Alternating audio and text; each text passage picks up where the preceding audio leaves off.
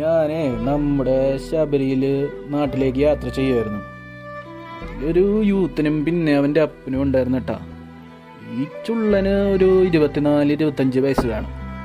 ആ മച്ചാനെ പെട്ടെന്ന് ജനാലകളുടെ പുറത്തേക്ക് നോക്കി വണ്ടടിച്ചോണ്ട് പറയുക, അപ്പാ മരങ്ങളൊക്കെ ബാക്കിലേക്ക് പോകുന്നു കണ്ടോന്ന്. ഇത് കേട്ട് അപ്പൻ ചെറിയൊരു സ്മൈലാ പാസ്സാക്കി. ഇത് കണ്ടോണ്ടും കേട്ടോണ്ടും തൊട്ടടുത്ത് തന്നെ നമ്മുടെ ന്യൂജൻ കപ്പിൾസ് ഉണ്ടായിരുന്നു. അവര് സീന് ഡാർക്കാണല്ലോ എന്ന് വിചാരിച്ചിരിക്കുമ്പോൾ ചെക്കൻ പിന്നെയും, അപ്പാ മേഘങ്ങളൊക്കെ നമ്മുടെ കൂടെ വരുന്ന കണ്ടോ എന്ന്. ഇത് കേട്ട് എൻ്റെ കിളി പോയി ഇഷ്ടേ.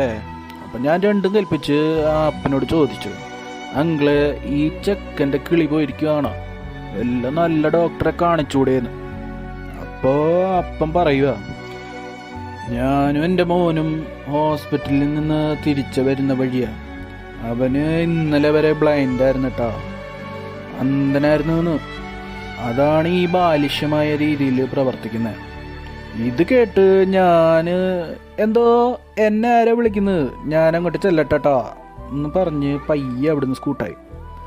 അന്നൊരു കാര്യം മനസ്സിലായി, ഈ ലോകത്തിൽ ഓരോരുത്തർക്കും ഓരോ സ്റ്റോറിയുണ്ട്. യഥാർത്ഥ സ്റ്റോറി അറിയാണ്ട് നമ്മളാരെയും വിധിക്കാൻ പാടില്ല.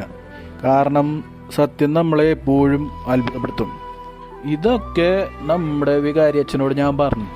അപ്പം അച്ഛനൊരു ഹെവി ബൈബിൾ വാക്യം ഇങ്ങോട്ടേക്ക് അടിച്ച്, വിധിക്കപ്പെടാതിരിക്കാൻ നമ്മളും വിധിക്കരുതെന്ന്.